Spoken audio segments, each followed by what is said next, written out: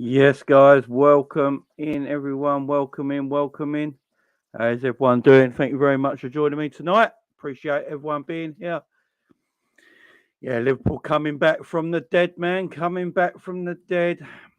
Winning 4-3 against Tottenham Hotspur, which a game which should have been a walk in the park. Should have been a walk in the park. Manager gets injured and booked at the end of the game, celebrating a 4-3 win when it should have been game over at 3-0. I'm not actually that happy about this result. I ain't gonna lie. I'm not entirely happy by this result, by this performance. You know me, guys. I'm gonna tell you the truth. I'm gonna tell you the truth. You know, there's instance in this game like that incident there. That should have been a red card. That should have been a red card. Virgil van Disney all over the place. Don't know what he's doing anymore. Man's done. I'm fuming. I'm actually quite angry about this game. I'm happy we won because I'm always happy we win. But this performance was dog crap. This performance was utter dog turd. It was dog turd. I don't get what I see a lot of people bigging this up. I see a lot of people going over the top. Oh, 4-3, what a win, what a win. Last minute winner. We won with the last kick of the ball. We were 3-0 up, guys. What are we talking about here? We were 3-0 up at home against a terrible Spurs side. Why are we all going over the top about getting a last minute winner? What are we doing? What's happened to this football club? The tactics in this game, oh my God. I'm going to have to talk about it because I'm not like a lot of other Liverpool channels where they just go, 4-3, what a result. Boom, boom, boom. Get the party started, get the wife out, get her fucking tits out. Let's go mad. Yeah, soap them up. All right. No. What are we doing? We're 3-0 up. 15 minutes gone. Gets a terrible Spurs side. What are we celebrating here? Well, what we celebrating? I don't get it. I don't. Yes, we got 3 points. I'm happy with that. It's 4 wins in a row. It puts us to 5th in the Premier League. We were 3-0 up. I'm sitting there watching this game of football after 15 minutes. I'm like, wow. You know, 3-0 up after 15 minutes, and I'm like, wow, wow, where did that come from? I was lost for words. I was like, wow. So we're going to do what Newcastle did to them. We're going to put them to the sword, yeah? Okay, fair enough. And then game management went out the window. And we was like, you know what? Let's play the highest line you've ever seen in professional football. Van Dijk and Canate, you just sitting there off. Don't worry about defending. Oh, a right back. No, we don't need a right back because Trent's now an inverted midfielder who basically plays DM, and we don't have no right back. So we just let Son, one of the quickest lethal finishers in the Premier League, we just give him all the space he wants there. Don't worry about it. It's all cool. We're going to play this really high line and chase the game like we're 2-0 down. This is when we're 3-0 up, by the way, games. We are chasing the game. No game management. None. We're chasing the game. We've got Van Dijk in the midfield. We've got Canate. I don't know what Canate is doing today. I'm going to go in on Canate because I've had enough. Bozo. Absolute bozo. Right?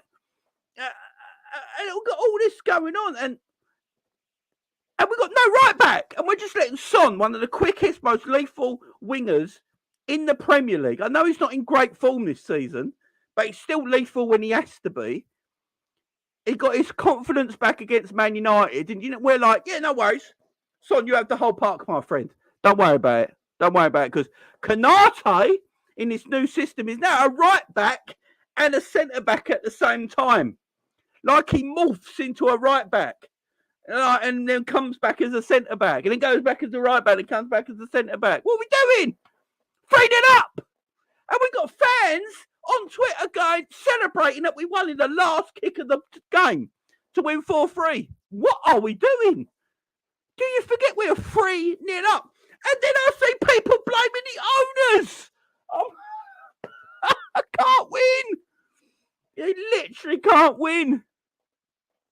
You literally can't win. I see us 3-0 up after 15 minutes.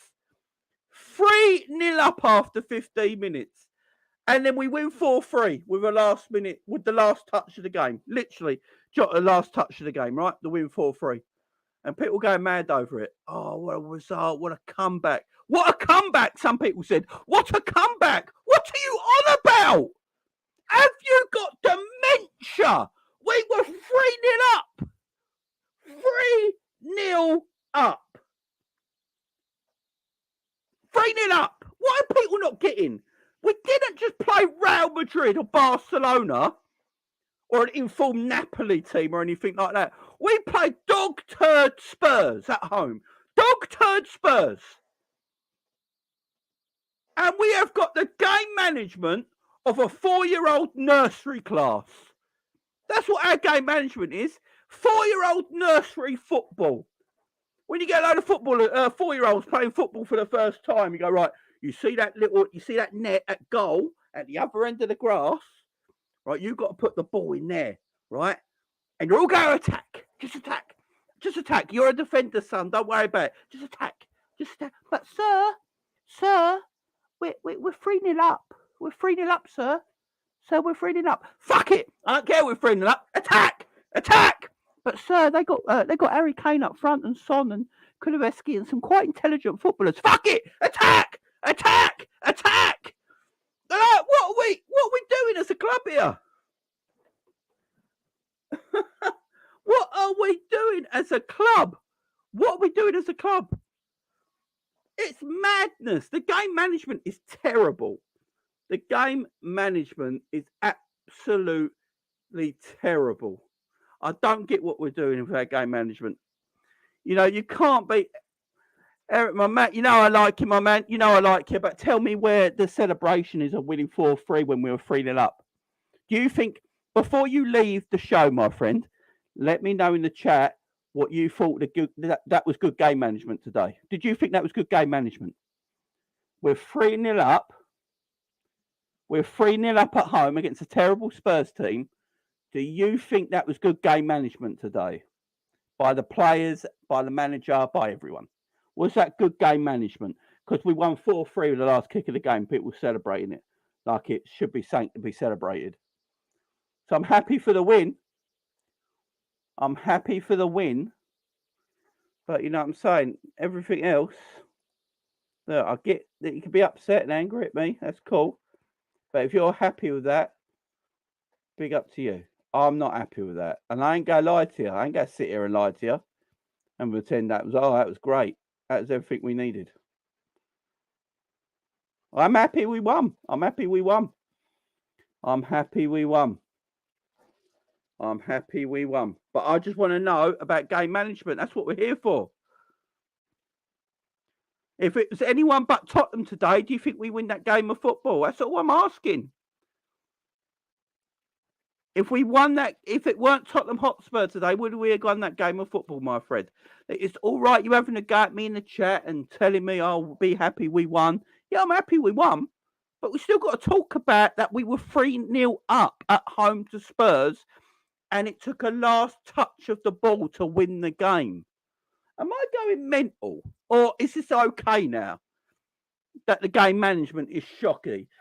I'm a fan channel. My job on this channel is not to sit here and go, everything's rosy. Don't worry about it, guys. We won 4-3. What a game of football.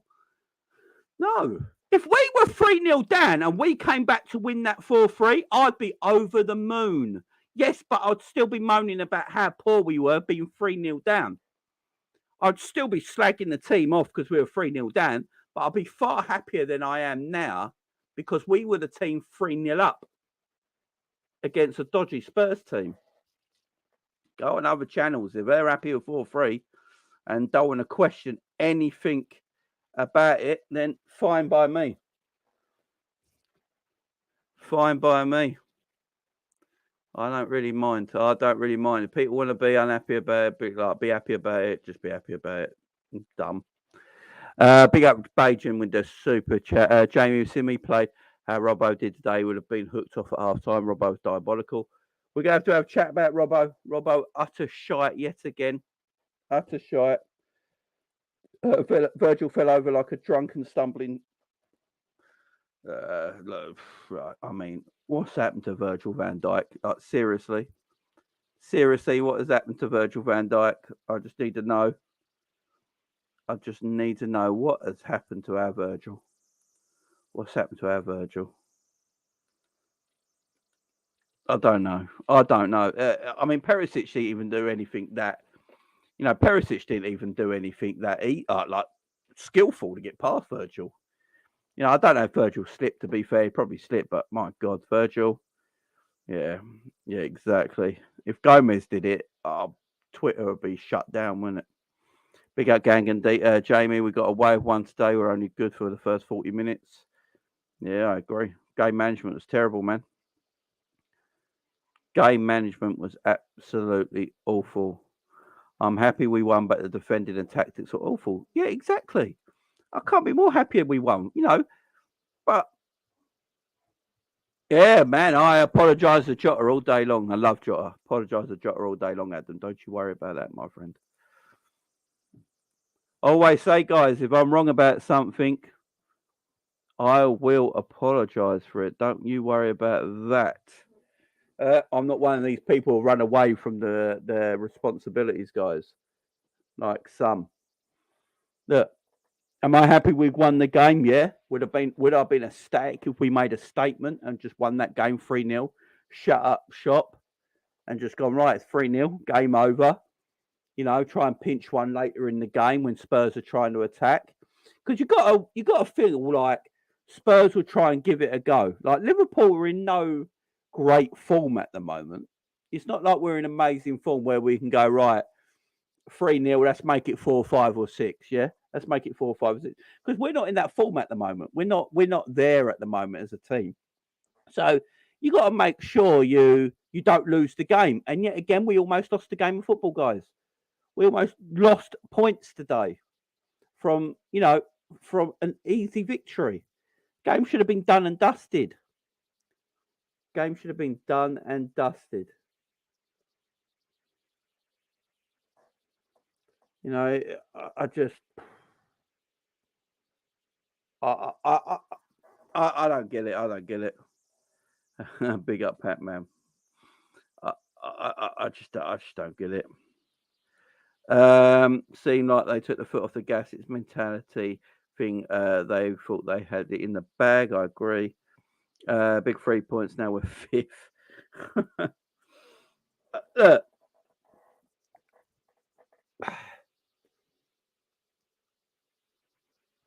a win is a win at the end of the day. No matter how you cut it, it's 3 points. You go again next game. You go again, try and get another 3 points. I get what people are saying, yeah, but I don't understand. I'm not here happy about the fact that we won a last second goal. I didn't even celebrate. I didn't even celebrate the 4th goal, guys. I didn't even celebrate the winner. I really didn't. I was like, oh, okay. I didn't even celebrate the winner. Didn't really celebrate at all because should have never been in that position in the first place. We should never have been in that position in the first place. 3-0 up, coasting, and then the players, the tactics. We started playing like we were 2-0 down. Do you know what game it reminds me of? Guys in the chat, you might remember this. Do you remember the Chelsea game? You guys remember the Chelsea game? I think it was last season when we were 2-0 up. And we started chasing the game like we were 2-0 down. And Chelsea came back and drew 2-2. Does everyone remember that game? It reminded me of that. We found it really easy. We went 2-0 up against Chelsea like really quickly. Found it really easy. And then we started playing like in a weird way where we started to chase the game like we were the ones losing. And then Chelsea went back and got 2 goals and drew. But I didn't celebrate that 4th goal at all. I didn't celebrate that 4th goal at all. Big up to yourself, Sean. Thank you for the big super chat, my friend. Always love, my man. Always love. Thank you very much. Big yourself up. Yeah, Lucas Paqueta is a big loss. Yeah, the attitude of some of these players is unacceptable. Definitely. Yeah, I can understand people celebrate because of Richarlison. Definitely. We don't deserve Champions League, or not. Finishing fifth is not good enough. It certainly ain't. Big up, Pac-Man. A genuine question: do you, as a fan base, not find Klopp fist pumping when you're fifth cringy? That was City. Yeah. I get what you mean, man. I get what you mean. He hasn't done it for a while either. Jurgen hasn't actually done that fist pump stuff for a while now. Yeah, so I'm surprised he did it today. I'm surprised he did it today, to be fair. Jamie, there were positives. Yes, negatives too. Yeah, of course there was positives, man. He scored 3 goals in 15 minutes. Of course there was positives. Always positives in a game if you're winning a match. Of course there's always positives. I'll give you the positives right now. Luis Diaz looked good. Jota looked good again. Salah looking like he's getting back to some of his best now. Trent looked good in midfield, but he can't play this inverted fullback role. He just has to be a midfielder. Curtis Jones looked good again. I'll put a question in. There's a poll up, guys, in the live chat right now. Is Curtis Jones our new Gini Wijnaldum? Now, the reason I say this, the reason I ask this question, right, and people are probably going right now, Jamie, what the hell are you on about? The reason I say this is, if you look at Curtis Jones, the way he's playing right now, it's very similar to how Gini Wijnaldum played for Liverpool. It's very, very similar. Curtis is actually quite good under the press. He's actually quite good. He's decent on the ball. He wins the ball back. He wins the ball back in transition. He's good at intercepting. All them little things we used to praise Genie about. And then he's decent on the ball. And that's why I put it. Because Klopp at the moment is playing Curtis Jones like he did Gini Wijnaldum on that left-hand side of the midfield. Curtis Jones is playing in a similar way to the way Gini Wijnaldum played under Jurgen Klopp on the left side of that midfield three. That's why I've said it. I'm not saying they're the same players. Gini's a great player, but I'm talking about the role they're playing at the moment. And the role they're playing at the moment,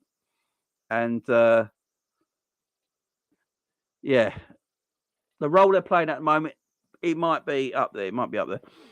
Big up the rumor like Klopp is fit for Wednesday, so I won't need a late fitness test. Big up Klopp.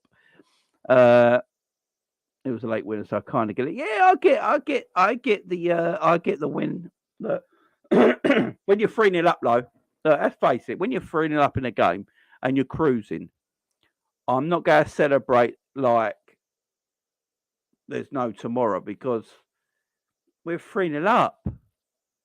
You know, I'm not having to go. Look, people want to celebrate winning that game 4-3 and go batshit crazy. That's fine.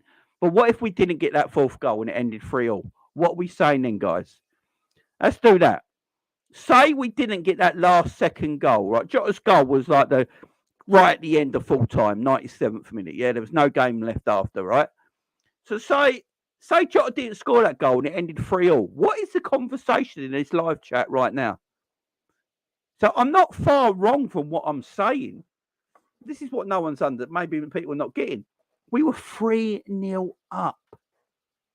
3-0 up. And Spurs equalised in injury time to make it 3-3 through shambolic game planning and defending. So if Jota didn't score, it's 3-3, guys. What are we saying in the live chat then? Like literally what we saying then. This is what I'm trying to say, guys. You got to dissect a game. You literally got to dissect a game. Yes, there were positives, like I just said, but a shitload of negatives yet again. Big up the GOAT. I think Millie asked him to do the fist bump. Fair enough. But still, you're fifth. It's a bit mad. What can you do when you ain't good enough in midfield? Fifth is best. I mean, come on, Jamie. Yeah, I get that. But we were 3-0 up. This is what I'm saying. Like, it's what I'm trying to say, guys. Like, We were 3-0. I can't keep saying it. We were 3-0 up. Look, I'm happy that we won, Booger Boy. I'm perfectly happy that we won. I really am. I'm perfectly happy that we won. I just see some issues still that annoy me, and I'll just go over express myself. That's all. A win is a win. Yeah, of course it is. That is true. Our midfield is shite, and that's the problem. Yeah, the midfield is shite. But should we play counter pressing and chasing a game of football when we're 3-0 up if the midfield's that shite? That's just a question I'm throwing out there. It's just a question I'm throwing out there. You know,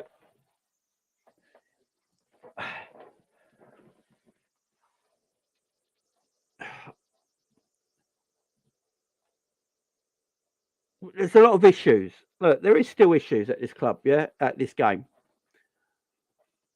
I get annoyed. Maybe it's just me. Maybe some people in the chat, maybe some of you guys in the chat don't get annoyed like I do about it. But this is the thing about football, guys. We're all had opinions on it, and people will see the game differently. So I'm cool with it.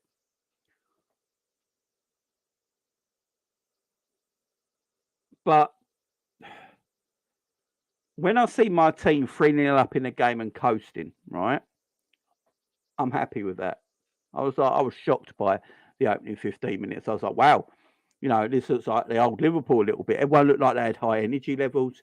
You know, Gakpo, Salah, and Luis Diaz were knocking the ball around beautifully in that first 15, 20 minutes. Their energy levels looked high. And I was like, wow, this looks like old Liverpool, the way we're moving the ball about. Trent doing his bit in the midfield, shifting the ball left, right, and centre. You know, everyone doing their part. We're moving Tottenham around. Our energy levels look really high. And I'm like, I ain't seen that from Liverpool in a while. Maybe Liverpool's starting to find their energy again. And then we go 3-0 up in the game. And then we go to we start chasing the game. If you know what if you understand what I'm trying to say, guys. Like we're chasing the game like we're 3-0 down and we're trying to get back in the game. And I'm like, just a bit of management here. Let's just get to half time now, guys. We're 3-0. The game's done.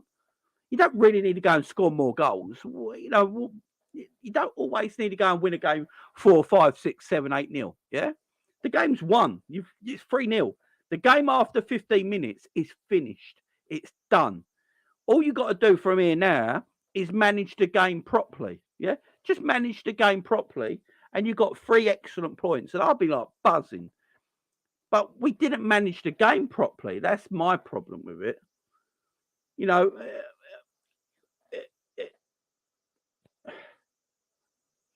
It just didn't.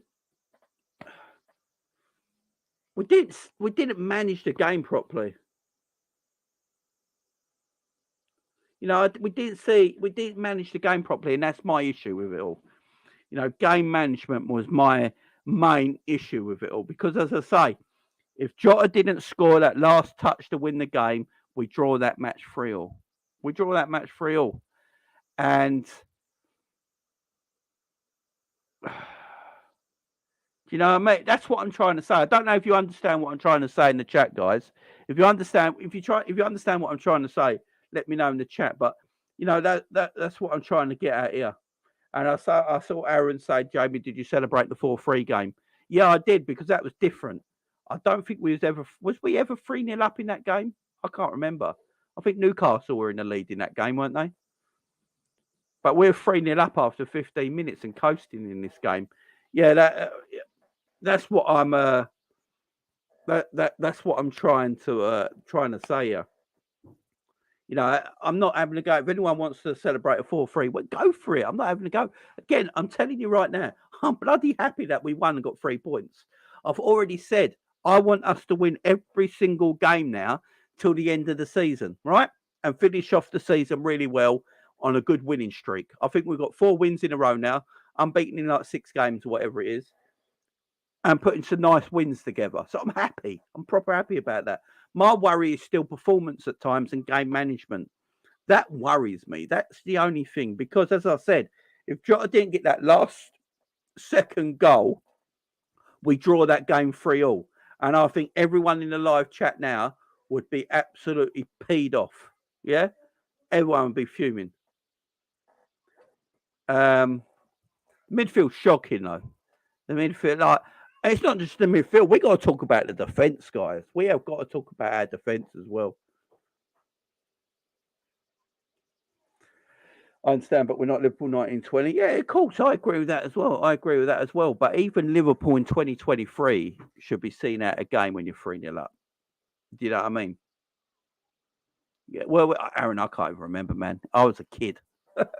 How old was I? I would have been. When was it? 1996 or 97? Was it 97? I would have been 15 years old. So I can't even. Aaron, I can't even remember, my friend. I really can't. Yeah, so that's where I come from and all that.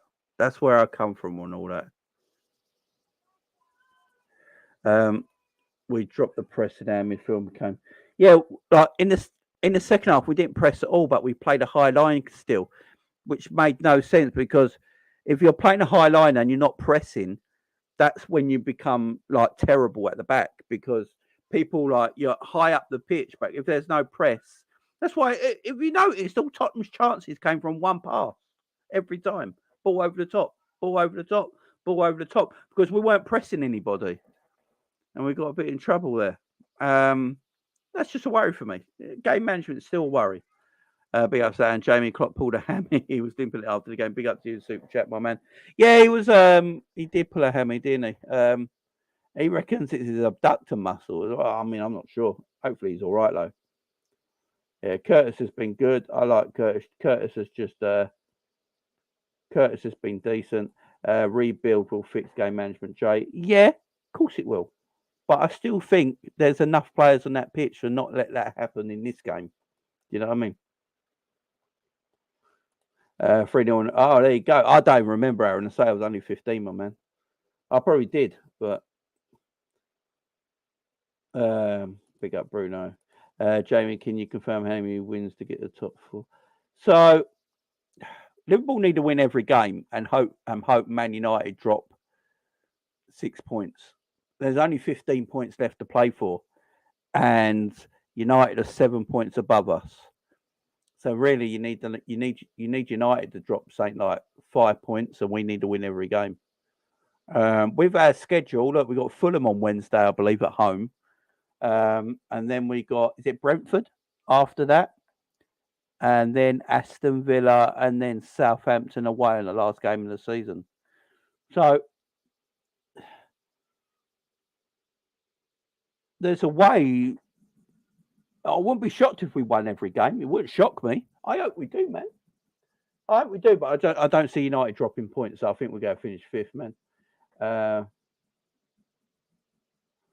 I don't think midfield was as much a problem today. I think it was the defence and the press, to be fair. Klopp getting in the face of the official. I don't blame Klopp at all, though. The officials are terrible. Big up Naz. Hi, Jamie. We were lucky. Remember, Klopp was going to get rid of Jota. He's the best forward. Klopp still needs to go simple, says Naz. Big up, Albert. How you doing, man? We're 5th now. 7th. Now 7th. That's our 7th place. We're not a 1920 super team. I don't think you need to be, guys. I literally don't think you need to be a 1920 super team to make sure you win when you're 3-0 up, not to lose that game or draw it. You know, there's plenty of good players on that football pitch, guys. That probably should do a little bit better. That's not. Otherwise, what we're saying, everyone in our team is actually crap, and we just overhype everyone. Is that what we're saying? Because we're 3-0 up at home, guys. This went away from home. If we was away from home, there's a bit of a caveat there. The home crowd gives them a boost. You never know what happens. I'll give you that. But we was at home, 3-0 up. And there's enough good players in that team today, in that squad today, to see us through to that game comfortably. Spurs are in terrible form. Terrible form. And we should just use a bit better game management. Just, for 10 minutes, 15 minutes, because Tottenham started to come back into the game. Tottenham hit the post twice. I mean, are we forgetting this? Tottenham hit the post twice.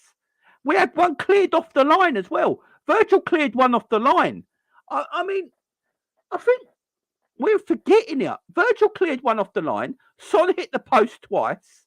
I think one of them was offside. But still, that's 3 massive chances Tottenham had.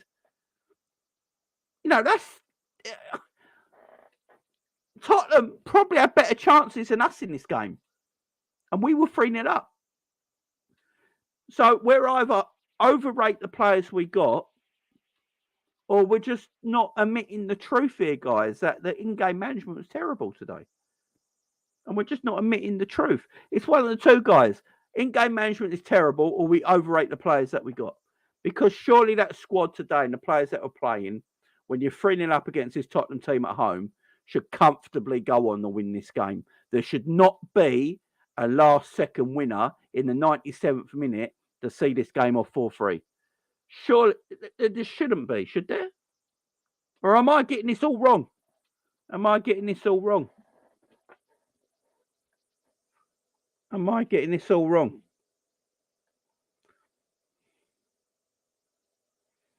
I might be getting this all wrong, man. If I'm getting this all wrong, let me know in the chat and tell me why I'm not getting this all wrong.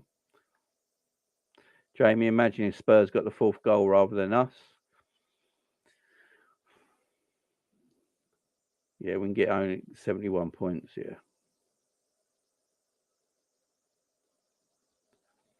Yeah, we stopped pressing, man. We stopped pressing in that second half, exactly. Yeah.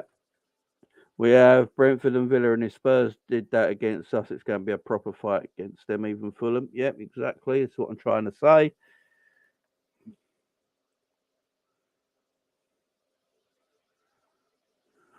Why are defenders strippers, Jamie? I'm gutted. Yeah, defence is... we won, though, and just stopped playing at 3-0. I don't know. Again, I'm saying I'm happy we won, guys. I'm happy we won. Don't get me wrong. Is anyone right? I want to know seriously, everyone in the chat right now. I'm going to open up the phone lines in a minute for people to come in and have their say, right? But I just want a serious answer off everybody right now in the chat, guys. Just literally one serious answer off everyone in the chat. And I'm being serious here, right? I'm being deadly serious, right? Are you actually happy winning 4-3 today? Is there anything about you that's actually peed you off in that game? Are you angry at all in the slightest about anything in that game today? Are you like, oh, a win's a win, it don't matter, we won 4-3? Because if the referee decided to blow the whistle a couple of seconds before Jota scores, we drew all that game 3-3 and we were 3-0 up.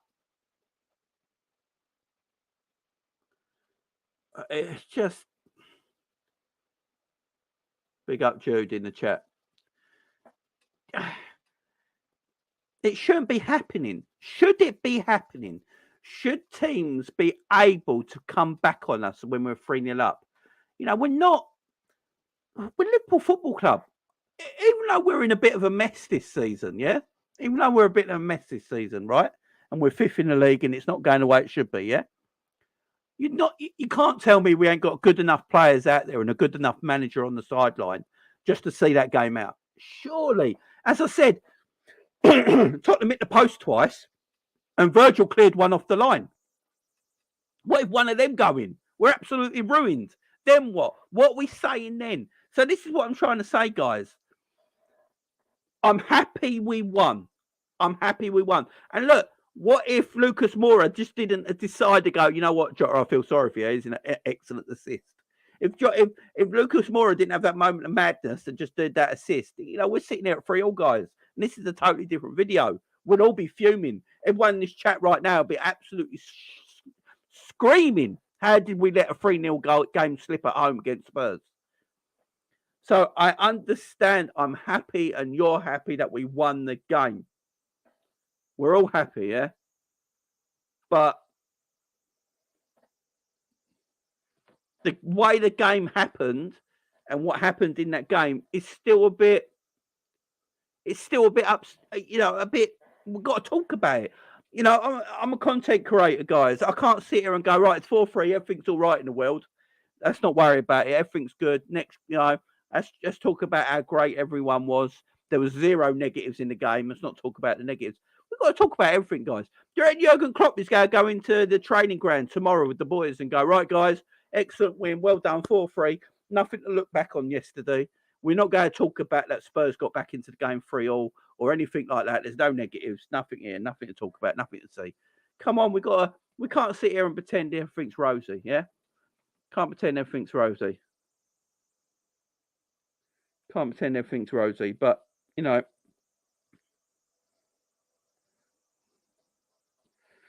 and I'm not saying like we're 5th in the Premier League, guys. The squad's not great enough at the moment, but I still don't think you should be almost losing a game when you're 3-0 up and having it so open at the back. We were so open at the back. It was madness.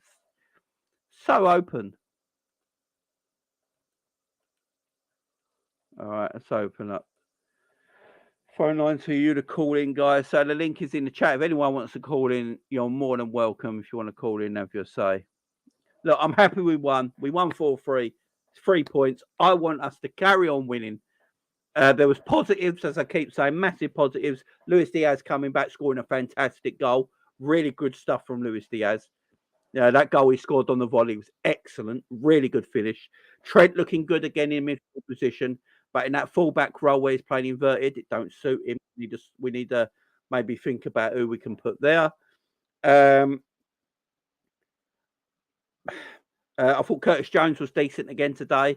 As I said, he's not the genie. He's playing the Genie Wijnaldum role at the moment, and he's doing it well. You know, and that's a positive. Alisson's always a positive. Salah getting back to some of his best stuff. There ain't a lot else to chat about, guys. There ain't a lot else to chat about. But let's get Bruno on first. Big up, Bruno. How you doing, man? What, Bruno? You there, my man? Yeah. How you doing, my man? How you doing? First 15 minutes, fabulous. Yeah, exactly. Fabulous 15 minutes. And then after that, the performance was absolutely shambolic. What in the name of garbage was that dead, revolting performance? Just keep the ball. You're 3-0 up. The game's done. Just keep the ball. Let Tottenham do the chasing. Let them chase it. Let them run after and make themselves tired.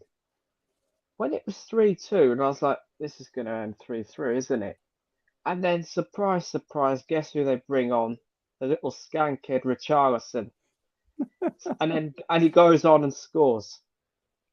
Yeah, the same guy that went and injured Thiago. Yeah, yes, I'm talking about him. That little brat, that former Everton player, yeah. And everyone's talking about the red card that should have been, that wasn't right. The Jota one that should have been a red card. Well, hang on a second. What about their red card that should have been? That same player, Skip, I think his name is, he should have also been dismissed. I think I got it here. That one there. Yeah, come on. Same tackle. That's a red then, isn't it? Yeah. Yeah, I mean, look, for me, they're both red cards. I think I'll be fair here. I'm always quite fair and impartial here. I think Jota's is a red card. There's no doubt about it. But I think that's a red card. Yeah, and that's a red card. They're both red card offences. There's no doubt. Can I just quickly add also?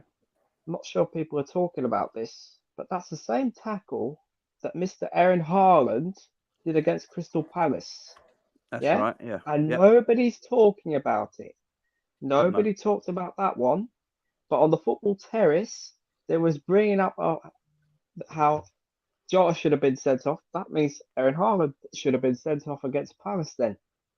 Come on, consistency. Yeah, I mean, football terrace is the football terrace. You know, they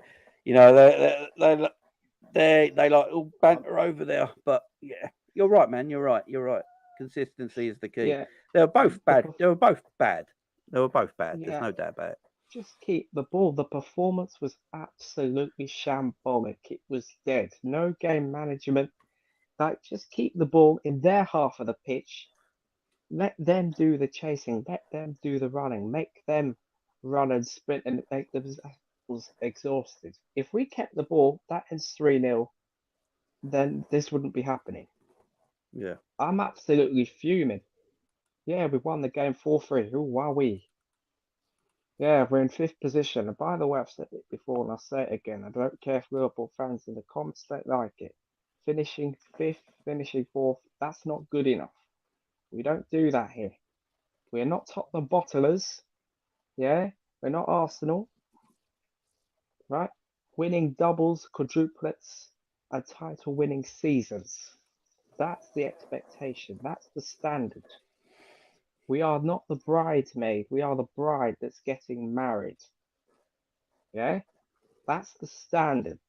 That's what's required, not finishing 5th, celebrating a last minute winner, potentially getting Europa. Europa League football's crap, rubbish, not interested. Get used to Not it, Bruno, good because I'll tell you what I'll that tell you is. what. It's leftover pasta that's been left there for 50 years. I don't mind a bit Yeah? of leftover pasta, you know, I'll tell you Bruno. what, it's leftover noodles. Yeah? We don't do that here. Look, That performance, the first 15 minutes was brilliant. Let's bring. Look, so there's only a few in the chat. Let's bring everyone in. There you go.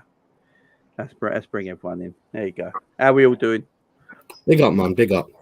Cool. Good. How are we all doing? Guys, you want to anyone want to talk about Bruno's points there? Who wants to start? Go on, Badge. You might as well jump in, man. Yeah, go on. Yeah, no, Bruno. I agree. But at the end of the day, we need the players to do it. We need the right, the ambition of the owners and all sorts of stuff. You know what I mean? We are the brides, but right about now, we're the bride that's had its sell by date. It just feels like we don't have it at this moment.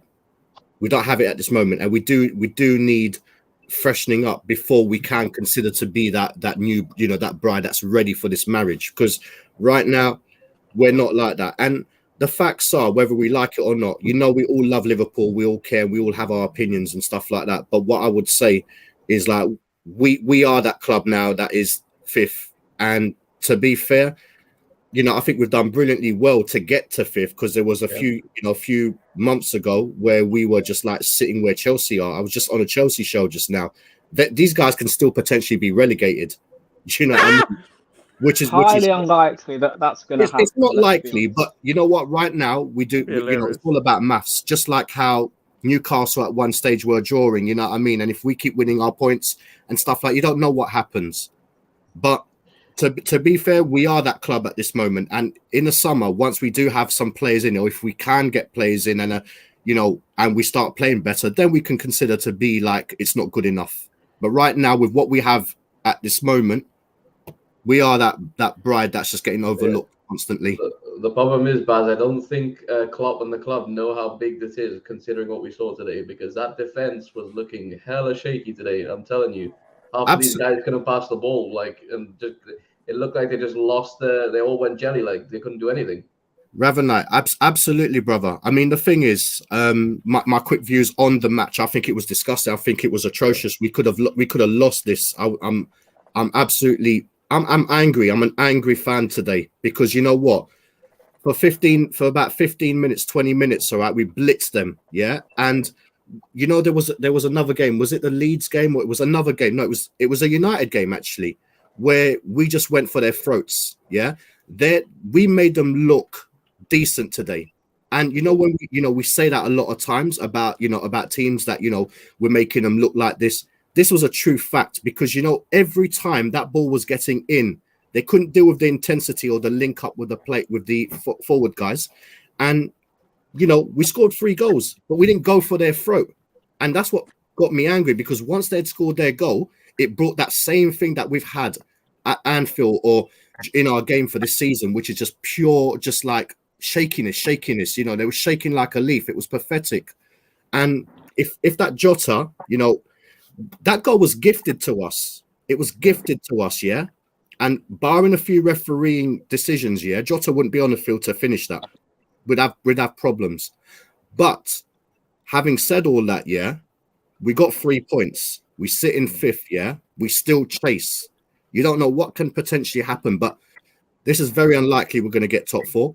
But at the same time, what you could do is put pressure above, with the teams and hope that they drop points. I'm telling you guys, don't get your hopes up, because these little no. these little teams, when they go to United, they'll get a dodgy decision, they'll bottle it, because every time we've had to rely on someone, they've always let us down. So we're just gonna do our job. Absolutely. I don't expect. I said this for the longest time. Jamie will probably back me on this. All right, we ain't getting top 4. I said this season we ain't getting top 4. However, yeah, things can happen. This is football. We've seen some mad stuff in our times as Liverpool fans. It can potentially happen, but I'm thinking how I see the league at this moment. Yeah, is how I believe it's going to finish. I believe that's the top 5 or the top 4. That's how it sits. And in terms of the relegation, I believe Everton are going down. I believe maybe Leeds or Nottingham Forest might do something. I can't possibly. Southampton, Everton will get relegated. The other one I'm thinking could be Leicester, but that's how I see it. Well, Leeds look really bad at the moment as well. Like, I've been watching their games. They're getting panned at the moment. Can I just quickly say something? Go, Bruno. If Everton do get relegated, I have no sympathy at all. Make that perfectly clear. It's hilarious. I don't think anyone does. I have no sympathy at all. Right? That's what they get. That's their own doing. And as for us, we're in 5th position. That's, like I said, it's not good enough. The performances against that first 15 minutes against Tottenham, that's basically, remember the Arsenal game back in 13-14 when it was 4-0 after 20 minutes? Remember that game? Yeah. That's basically what it was. Remember the United match when it finished 7-0 in the second half? That's basically what it was. And then we just took the foot off the gas like it was game over. I was like, what are we doing? You don't take your foot off the gas. You don't allow them back into the game. When it was 3-1, I was like, okay, it's 3-1. Try and make it 4-1 or keep the ball in their half of the pitch. That's what you do. You don't act complacent. They got complacent and it almost bit them in the arse. Anfield was quiet today. Sorry, Albert. Anfield, I noticed again. I don't know what's gone on this season, but Anfield's not the same Anfield. I don't understand why. I think it's because they're getting crap football. I'll tell you why. Because I was there last week. The Anfield fans are not happy with what is going on with the team. But the issue is that anytime anybody tries to voice out what people are not happy about, people's voices are cowed. You can ask Jamie. Anytime he criticizes Klopp, what happens to him? So I that's what is going on. Deep down, everybody knows. And let me tell you what happened. Let me tell you a story. There was a very prominent ex-player. I don't think I should mention his name because maybe he wouldn't want that. This is YouTube. He was sitting right next to me during the Nottingham Forest match. And he said he doesn't know why Henderson is still playing for Liverpool. Because during his day, Henderson wouldn't even get into the first 25. And because I recognized him and I greeted him, that's when he kind of got loose and he was talking. And so when he said that, I said, well, but the manager says Henderson is a leader. And he said, well, if Klopp needs a leader that badly, he should field Rishi Sunak. That's what he said. Because he said that the basic thing that gets you into Liverpool is that you can play. Henderson is utterly useless. When he was brought in, that's when our game disintegrated. I mean, if Elliott wasn't bad enough, it was bringing Henderson in that disintegrated the game. It boils down to something very simple. We don't have the protection in front of the back four. That's the most important thing right now. As much as I disagree with Klopp, he said something. that I agree with. He said that for him, defense starts from his center forward, which is true. Mm-hmm. Yeah, it's true. Notice the third goal. If Darwin had been up and doing, that ball doesn't go in. He lost Richarlison. That's what happened. And look, our back four don't have the protection in front of them that they need. They don't have a steely midfielder that they need to get rid and mop, do what we used to call back in the day the mopping up operations. I don't know what the young people call it these days, but somebody needs to be in front of the back four. I don't know which of you watched the Fulham match today. Fulham versus Manchester City match. You guys watch it? You see the role Palhinha played. We don't have a Palhinha in our team. Fabinho is not good enough anymore. That's why we need Ugarte. We need Ugarte. Absolutely, we need Ugarte. We need Caicedo. We need Kefren Turam. Those guys. And the person should be a 6, just a sitting halfback who becomes part of the defense when it's needed. You need that. If you don't have that, let's forget about all that we are doing. Because that's the reason why Spurs came back. You know, also, this thing about Jota's supposed red card. Skip shouldn't have been on the field. So I don't know why anybody is talking about Jota getting a red card. If you lower your head, and there's no law in football which says somebody cannot lift his foot up 5 feet. So if you put your head there when somebody has low, it wasn't intentional. How is that a red card? But what he did to we've seen him given though. Yes. They've been given though. Those type of. I agree. Look, everything is given. I don't know whether you guys watch or put it this way, not given. Did you see the penalty shout against? You see, but when you see this in still and you haven't seen what led to it, then I don't think you are being fair. But look at that. Look at where his foot was. I think they're both red cards. To be fair, yes, they're both endangering. But Jamie, opponent, what I'm saying is that if Skip is not on the field, Jota it wouldn't have doesn't happened. raise his foot. Jota doesn't raise his foot to his head. I get what you're saying. You know, today United versus Aston Villa. What's the name of the Aston? Ollie Watkins. That's his name, right? He had a stone cold shout for a penalty. The referee didn't give it. It was stonewall penalty. I mean, Diogo Dalot grabbed his shirt, drew him back, and put him down inside the goal. And the referee I think the reason why they did. Hang on, before everyone start, I just want to read a couple of super chats, then you guys can go. Big up Daz. Could he have seen fail for the first on Diaz? Yeah, totally. Big up James. The new formation is bad for Kanate covering 2 positions. Virgil being pulled over and Robbo bombing forward. It's good for Trent in midfield and attack, but he needs to be a right back. His formation is attacking. Yeah, I agree. Yeah, let me just say one thing on the Kanate's going to get burnt out. Watch. Yeah, I think with the Trent thing, I think Klopp's got to make a decision next season.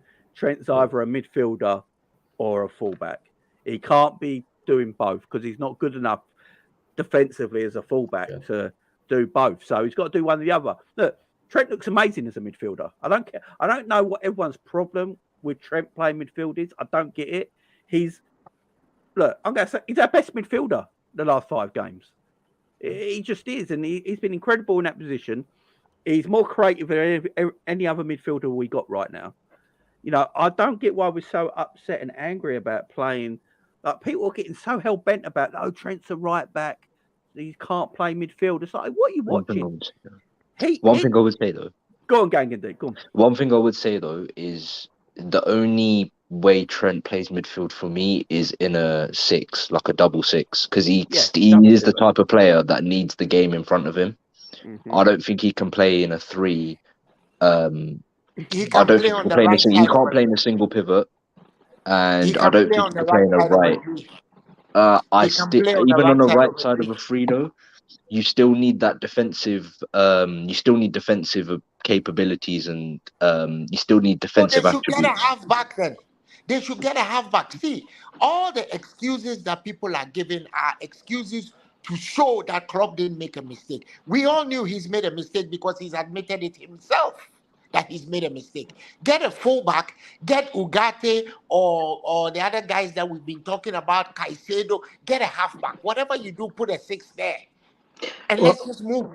Uncle Oliver, I think we don't need just a 6. We need a 6 and a very defensive 8. So I agree with that. One of the issues that I've been seeing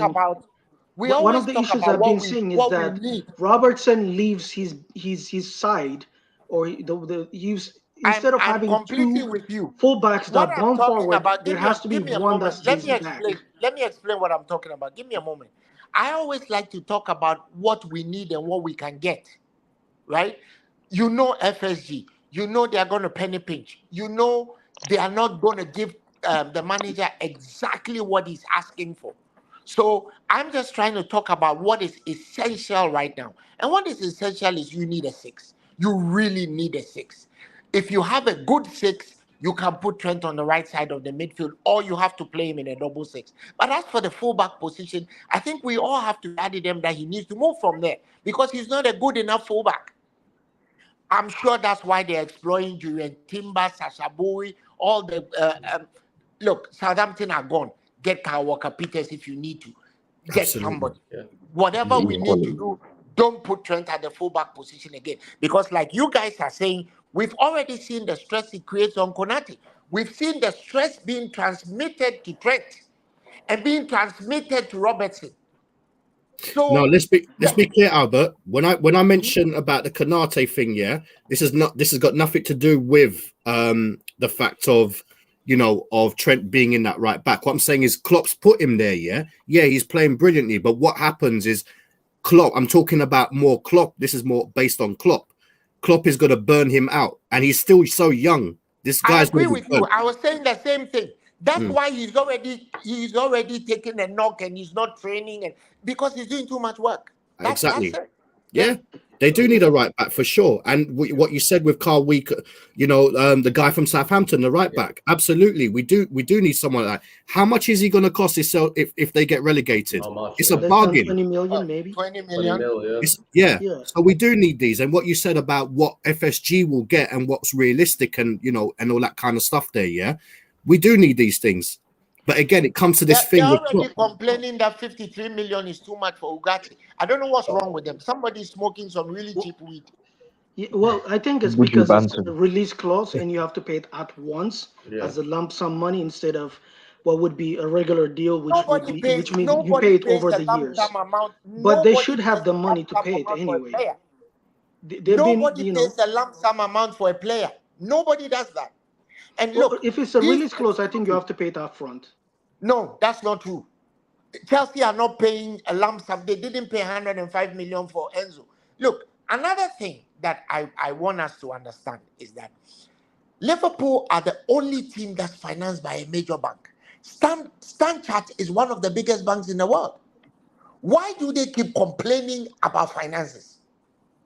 It's unreal. It's unfair to the supporters. Most of the supporters are uninformed. And they lap up everything they are told by those third world republic journalists. But, Albert, are you saying we should rob the bank? Is that what I'm not saying that. I'm saying you can take out the facility and pay over time. Jamie, when they took the facilities to improve the bricks and mortar in the stadium, did they pay 105 million pounds straight up for the Anfield Road extension? No. Nobody does that. So that's the issue. Listen, they make the excuses when they want to make them, and we are forced to lap it up. Those who know and those who understand the business understand it differently. That's fine. But I'm simply saying that to come and tell us at this stage, okay, we couldn't get Jude Bellingham. Some people make a good point. Okay, 150 million, whatever, is too much. How can you be telling us that 53 million for Ugarte is too much? What's that supposed to mean? Yeah, no, They my can point come is and not get it me. They was too can come and much. get My me. point is, I'll trim down I my think they're making belly and we excuses. can I play. agree with you, Albert. The issue is, it's always have been, FSG have been the issue always. They are penny pinchers. They will always give excuses. They always come up with something. They'll put out something, some reports saying, oh, we won't be able to afford something this summer transfer. I mean, the thing is, what can Klopp ask for and Gate, you know, instead of what would happen if he was asking for Jude Bellingham? He can't even ask that kind of question. That's the issue. No, he You can't. should be able to afford it, but they won't give him the money. Well, let's talk about this, because I don't want to go too much down the FSG route tonight, because we all know the issue with FSG. Yeah. But let's talk about. I want to talk about a player. I'll get everyone's opinion on this. Big up to the Irish Red in the house, my man. I hope he's doing well. Jamie, one second. I just wanted to add one more thing. Not Go about for it, man. FSG, but Trent. Yeah. When I look at Trent play, the number 6 role right now, the one thing I'm a bit skeptical about is that if we move him to a 4-3-3 and make him a full midfield, he would need to improve his technical ability. When I say technical ability, I don't mean he's passing or anything like that, but his one-on-one takes. He doesn't have that much exposure in terms of doing that, at least from what I've observed. I would assume that he would need to work on that side of his game, where he needs to break up plays. He needs to be good with tight spaces and breaking up plays. Tracing back any attack. So I haven't seen him be able to do that because he hasn't played that position. But I think he has. Sorry, I think. Sorry, Baz. I think I will say with that, if you go on and look at his stats for this, I think Trent has one of the highest interception records in Europe. His intercepting is actually really good. His intercepting is actually better in midfield than it is at right back, because he reads the game better from that midfield position. Yeah. I agree with you on some points as well, what you're saying now, but I think if you're going to play Trent in a free, that could be the issue. But with what Gangadeep said earlier, if you play Trent in a double pivot, right, and you've got a more rounded defensive midfielder, say like Ugarte next to him, and then you let Trent cook and do his thing, Trent can do that Kimmich role that Kimmich does at Bayern Munich. Yeah. Right, and you can have Trent do that role, no problem. If you're putting Trent in a midfield free, that's where there might be a few issues. Yeah. But what I was going to add. Can I quickly just add to that, Jamie? Quickly. With the whole Trent in midfield, I think, for me, I don't know if anybody on the panel agrees, but Trent's biggest weakness in his game is his awareness. Yeah. And just around him generally.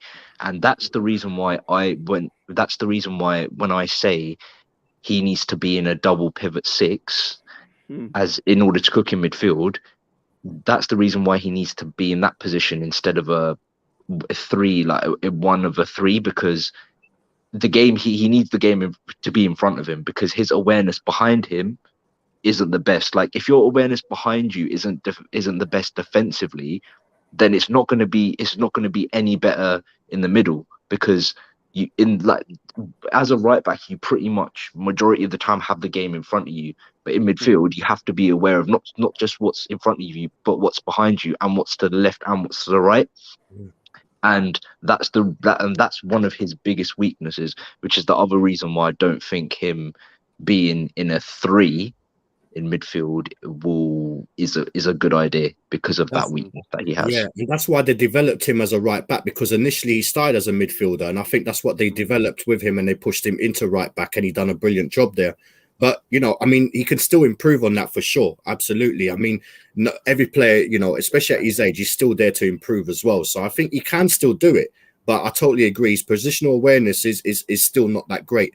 But in terms of his interceptions and stuff like that, I think he's good on tight spaces as well. I mean, when you look at Kevin De Bruyne, I mean, he's obviously not a 6, but I mean, all you need to do is put in a ball. You know what I mean? And if it feeds, you know what I mean, he's gonna get his flowers and stuff. But generally speaking, he does have to improve. And like he said in his interview, like, you know, there's still so much to learn. So you know, he's getting that new life now in a position that he's not bored of at right back anymore. Now he's in a more effective role in the team, and he needs to improve, and that's going to give him a new lease of life. Guys, hang on, I just want to get Irish Red on here. How you doing, my man? Lennon, how you doing? Hope you can hear us, my man. You're on mute at the moment. We can't hear you, my man. We can't hear you. How are you? There you go. No, I've been good. How are you feeling, man? What's your thoughts? What's your thoughts on what everyone said? Yeah, everybody has been saying the right thing. But the only thing I just want to say is, of which I've been saying anytime I come to your platform or Grace, or even our brothers in the Coppish team and TV as well, is that, you know, we need to lower our expectation. You need all this bragging by majority of our fans worldwide that we are a big club, we're a big club. We need to look at ourselves and examine ourselves very well. Let's ask ourselves a very honest question. Before FSG stumbled on getting Klopp, they've had 2 or 3 managers before him. If any of us who knew when Brendan Rodgers was there, it's only 2 centre-back he needs. He would have won the league that year. He had the best front three. This same owner did the same thing. So let us lower our expectation. We are this actually, for the past 4 or 5 games, before the Arsenal game, I have been praying we should lose all games. I know the majority of our fans will not be happy. You know why? I want the player to see the reality, to go and play, even finish 8 or 9 or 10 position. I don't want top 4. Because if they manage and lucky to get on for these players who are not, some of them are not good, they will not realize it, including our manager himself. They will think they are good enough. If this team qualify for Champions League, we'll be nowhere in Champions League next year. Let's be honest. That's facts. We are a big club, we're a big club. If we didn't hire Klopp, this is our manager, we wouldn't have won the league now. We've had our owners 5 years before Klopp came. What did we win? Let's lower our expectation. Some people say, oh, we'll buy Caicedo. They gave Caicedo extension of his contract in 2027. It will cost 90 million. Do we have 90 million to pay? One thing is for you to say, okay, there is money in the account. Another thing is, are you going to spend the money? We have money, yes, but we will not spend it. So we don't need to be, putting our expectation so high that, oh, we are like this, we are like this. That is history. That is what we used to be before. But now the reality is there. We don't have the money. We should be going for a player that will cost us maximum McAllister just because he's been in the Premier League for some time now and he won World Cup. Apart from that, we should go to Gatti. His release cost is 60 million euro. In pounds, will be around 53. That should be the highest. Go to Manuel Conley, 30 million euro. Those are the players we can afford. Irish Red. Even for me, I want to say this. I'm really angry with Klopp, and I'm waiting for summer for what will happen. If they measure up, why will Klopp, for God's sake, go and agree with our owner that he will buy Bellingham? Klopp is a foolish German man to believe that. After you've been with these people 7 good years. It's like a husband living with his wife for 7 years and say, I don't know how my husband spend money. You must be a foolish wife. That's where Klopp is. Any one of us should, any sincere Liverpool fan, both home and abroad, international, anywhere all around the world, in any continent, since this our owner came in, how are you convinced they will put on the table 120, 130 million? Some people say, they are surprised. How much do you think he will cost? British tax is another factor. If Enzo, that was bought 40 million euro from South America, cost Chelsea 108, how much do you want to pay for Bellingham? And some people are hoping you will get Bellingham. I'm really angry, not even with the fan, I'm angry with our manager. Even if our owner told him, say, yes, sir, no. I know the way we spend. We can't just put 120 million. My needs are more than that. Let us spend this money this way. Now it's now saying we are Ferrari. It's even a slap on our face. We are Ferrari. Do we told him we need Ferrari? We just need PLU 7/10, 7/10 in every week. And then we'll get our job done. So let's lower our expectation. All this, we can't, Brad, but let me tell you, we cannot afford Caicedo. That is a fact. Don't let us waste our time like Bellingham again. And then we get to July. Okay, even Klopp, they go and get Atomelo. Every fans here all around the world knows that Atomelo is rubbish. Then we go and get him. He play maybe 13 seconds or 13 minutes for the whole season. Did our owner not know that Atomelo is not good? And then we are saying, let us relax ourselves. Look at the match today. Look at the game today. It's not the fault of Anderson. We have run him to the ground. He can only come up from the bench next season. Don't let us deceive ourselves. We don't have money. According to history, we're a big club because we won when we have those managers in those days, yes. But the reality now is, who are we now? You have to agree with reality. You don't need to be talking about history. The reality is we nearly won 4 trophies last year. Where's the money gone? Yes, good. Where's the money gone? That's not, you don't know where the money gone. No, I know where the money's gone, but I mean, like, as fans, we can't just lower our standards because look, we're not a big team. We're not like the big spending teams, but we are fans. We are fans, right? We are fans, yes. Every fan wants to win trophy. Does our owner want to win trophy? My brother, I will tell you, when we finish this program, right, I will look for the interview when we won Champions League 18-19. You will see what our owner said. He said he was surprised. Absolutely, but at the same time, they're business people, whether they're smart or not smart. And by the way, I'm not backing FSG, and I'm not backing No. Even this year, it's not on FSG. This year, it's on Klopp and the players. Absolutely, and I agree. It's not your Klopp because he is so stupid in the summer. He crossed his leg and sit on Anfield wrap and said, "Don't you see? Oh, our Oxlade Chamberlain, you can't see such a midfielder like this in the world." Yeah. But we, as Liverpool fans, for what we were last year, I don't see why we have to lower expectations. If anything, we should expect at least something decent. You know what I mean? At least 1 or 2 midfielders because of last year. Because last year we weren't that brilliant. Let me ask you a question. Did you remember the year that we lost the league by 1 point? Yeah.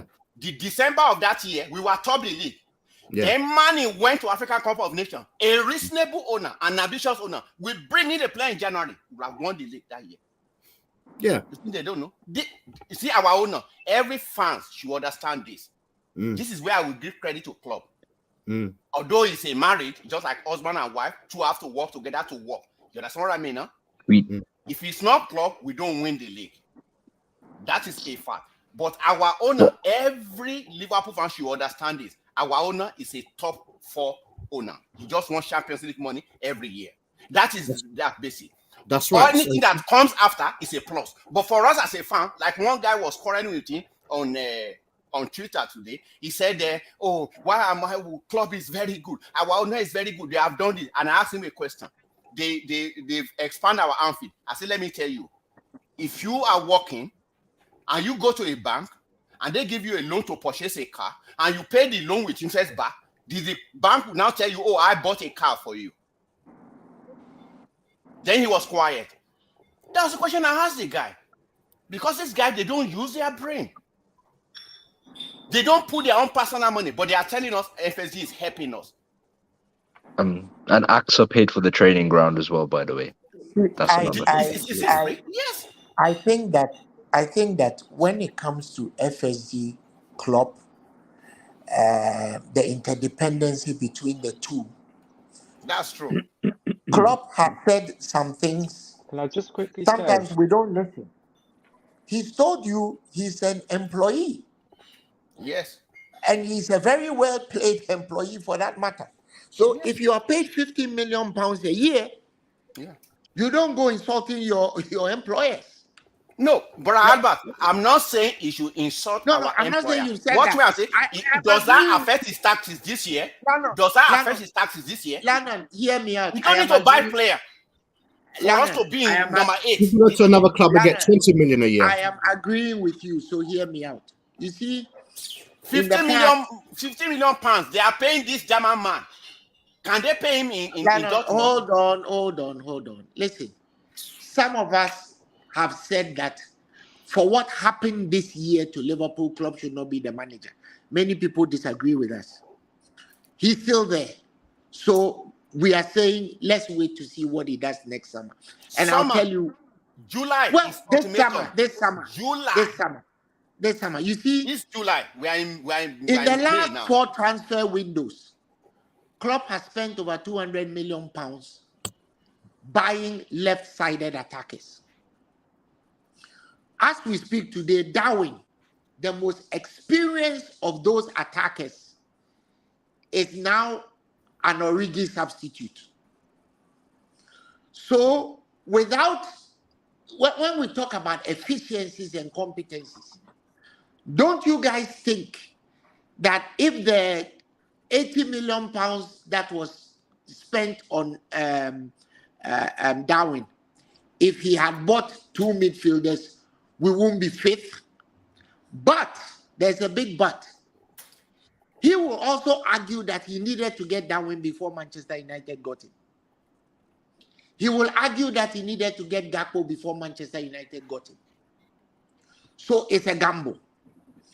At the time he got Gakpo, I said he had bought the wrong Ghanaian. He should have bought Kudus. I don't think I'm saying that now, because I think Gakpo is proving to be a very important player. So the manager makes gambles. Sometimes he has made some really wild gambles that haven't helped us. He talks too much. His assistant talks too much. And we have owners who are just not serious.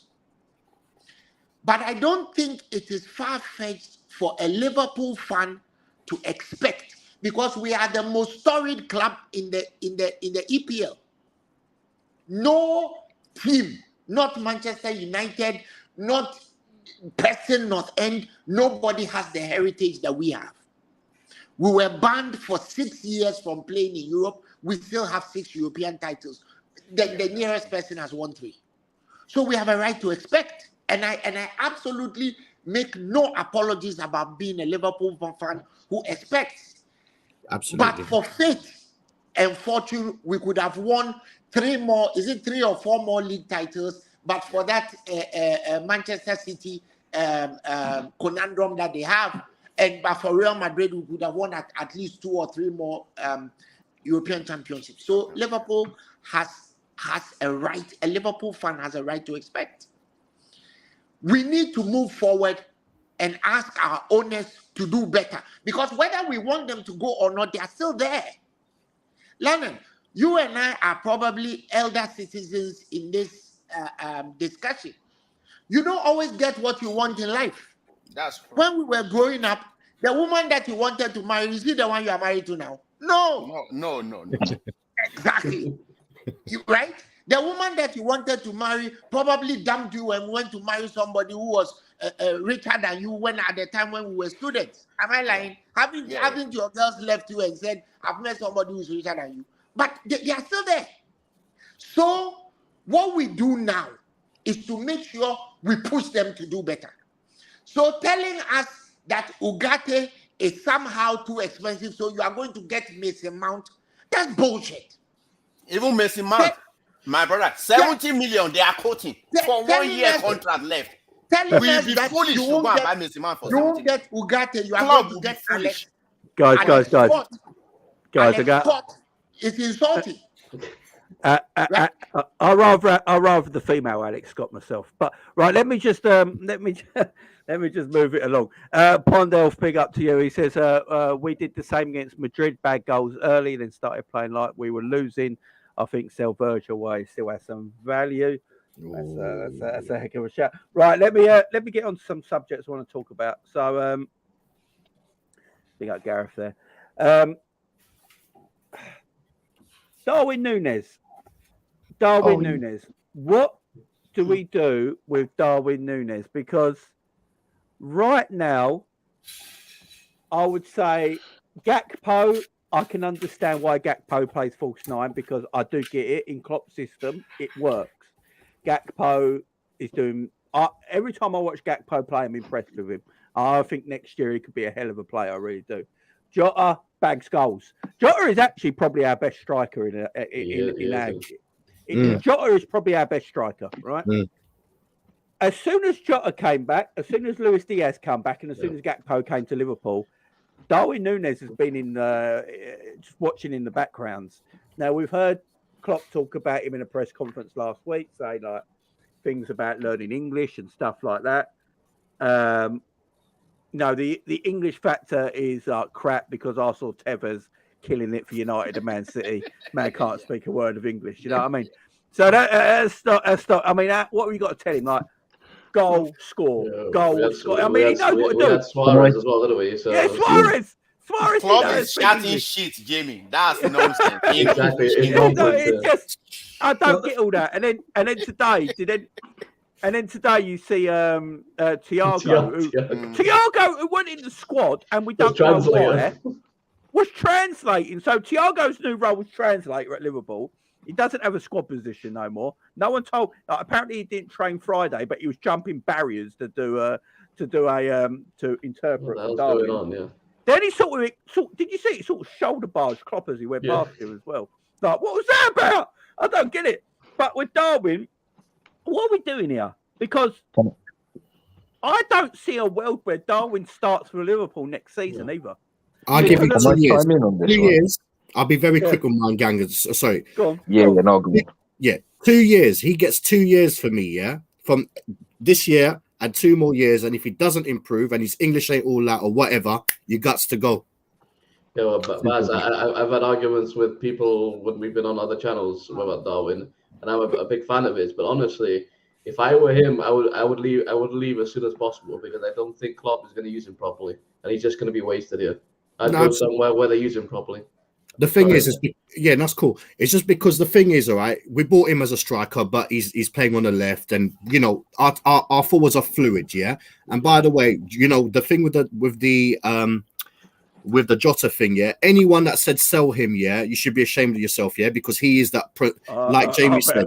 I better leave my chat then.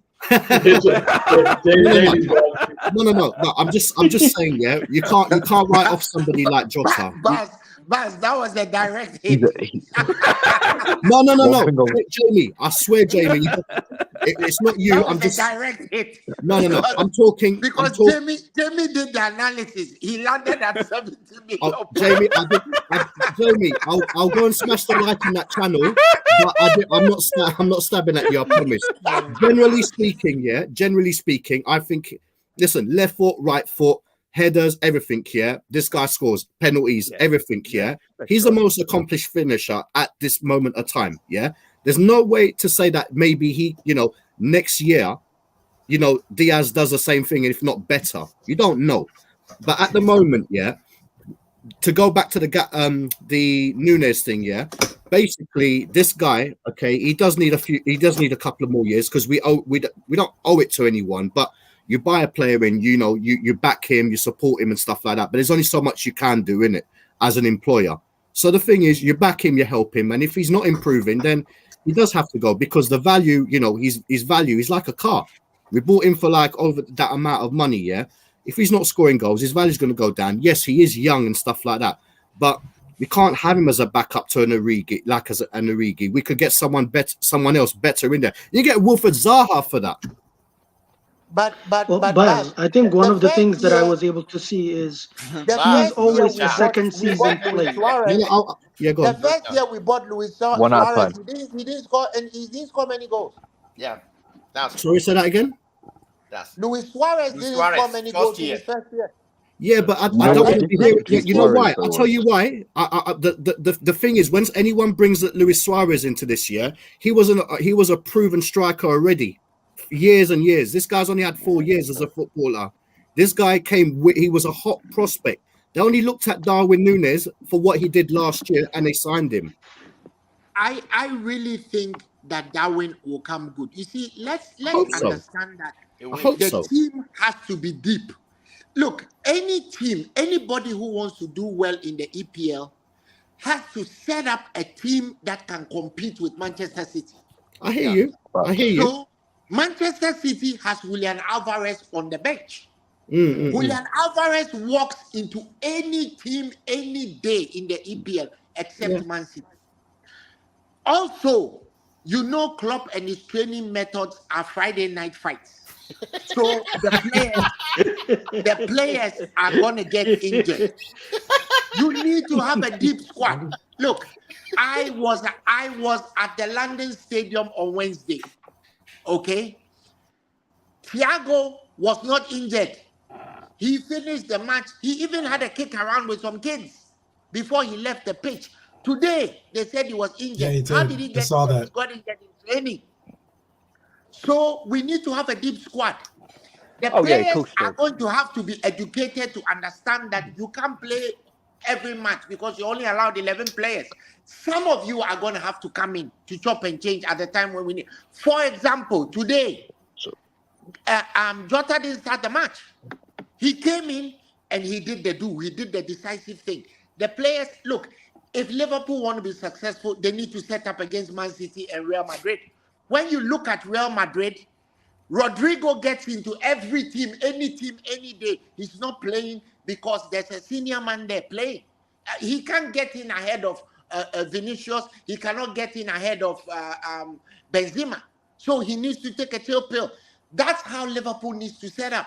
Because otherwise, we are going to have a shallow team. Somebody gets injured and we are screwed. It's going to be the Marcus Rashford syndrome. Marcus Rashford has a problem and Manchester United can score goals.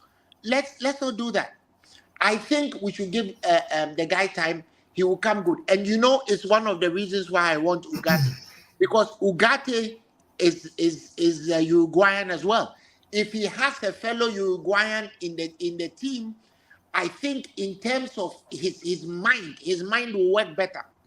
One of the things that Klopp is saying is he can't speak English. That's bullshit. Well, if a guy comes to the team and he can't speak English, he ain't go working midfield. That is the football made in Spanish or is the grass, Spanish grass. What the hell is he talking about? Right, let me just. Why can't the German man study go and study Portuguese? Yeah, I was just about to say that. Why did he go and pay 64 million to buy somebody who doesn't speak English? He Klopp himself. He thinks in German. Let him go and relax. He thinks in German and speaks in English. That's why he talks shit all the time. Like saying that. Right, guys, before we get too carried away, so I'll get our people's opinions. Right? I just want to say on the hang on one sec, Bruno. I just want to talk about on the Darwin situation firstly. If anyone watched my show, they will know I'm a big fan of Darwin Nunez. When I watch the way we play, I've always said it, and I'll always say this, and I'll keep saying this. If you're bringing a manager in who's got a system and the way he wants to play, you have to buy players that suit his system, and then players will achieve great things with a great manager with a great system. Darwin Nunez doesn't not suit Jurgen Klopp's system. It's as simple as that. And this is not me saying Darwin's not a great player. He's a great player. I think Darwin, if we sold Darwin tomorrow, you'd be surprised about the clubs that want to buy him. Big clubs will be after Darwin Nunez because he's got a, you hear big managers talking about him all the time. I think people will be surprised that clubs are coming for him. But we don't play to Darwin's strengths. Darwin is a proper, he likes to play in the space. He likes to play off the shoulder. He likes, when you see him come on, he doesn't know what to do when he plays left wing. He has no understanding of that position. He just when he plays in that number 9 role, you see he makes little runs all the time off the channels and off the shoulder of a defender and try and get in the box and look for the pass. That's what he wants to do. But we don't play to his strengths. And if you look at all the players that we're linked with for the midfield next season, none of them are going to help Darwin Nunez because we're not going to tactically change that much from what we are now to really help Darwin Nunez again next season. Why do you reckon Cody Gakpo is working? He's only 2 goals behind Darwin Nunez, and he came in January. You know, because he suits the system. Jota suits the system. Luis Diaz suits the system. So I like Darwin as a player. I just don't know, unless we completely change our system next season and we decide to get Darwin through the middle as our main striker, then what do you do with Gakpo? It's mad. He needs to play in a 2. He needs to play in a 2. I've said this. You either play Darwin in a 2, right, alongside a striker, or you play him in a 4-2-3-1 where you've got a 10 behind him and you play to him as the focal point. You can't play. Thing is, I don't really want to shit on the guy because, okay, I'll be honest, I'm not his biggest fan, and I haven't really been convinced by him since he's come in. And I was one of them who didn't actually want him in the summer. The reason why is because a lot of people, if you went back to the Liverpool Benfica game in the Champions League where he scored, I think he scored a brace at Anfield, and he scored in the away leg as well. And a lot of people said, "Oh, he had an amazing game against us. He was brilliant." But one thing people fail to realize is not many teams in world football or in Europe play like we do, with that massive high line. And what he loves is space to run in behind. And he plays in that 2 where he plays in that left-hand channel in a 2 anyways. So he's playing in his preferred position, and he's playing against a team that suits his attributes and his style of play, which is running the channels and running in behind. So the thing is like, with a lot of teams in the Premier League, you're not going to have that so much space to run in behind. That was one of the reasons why I was still kind of a little bit skeptical on his signing. But the thing is, when I did actually see him play a little bit more, there are attributes that are effective and that he is good at. But when he was like playing up front in a 3, because he actually did start as the 9 when he first came into Liverpool. Actually, he scored on his debut against Fulham, and there's a few other games as well leading up to the Palace game where he got sent off with that stupid headbutt. But then I realized very quickly that he doesn't have the attributes to play as a 9 in a 4-3-3, because he doesn't have the hold up and the link up play, which is why Klopp was utilizing him on the left wing, because of the attributes he did have, which is running the channels and running in behind. And then you play Gakpo in the false 9 because of the link up, the hold up play, and the link between the midfield and the attack. But the thing is like you said, Jamie, he doesn't really understand that left wing position in order to play that role effectively, apart from that one attribute he does have. And how many times, and the thing is if he only has that one way of playing left wing, which is like running off the last man's shoulder and in behind space, you got. But the thing is with that, you have to make sure that Gakpo has, or whoever's playing him through, has to play that ball through like precisely as well. And the thing is teams will clock on eventually, if that's the only way he's going to be utilized effectively on the left wing.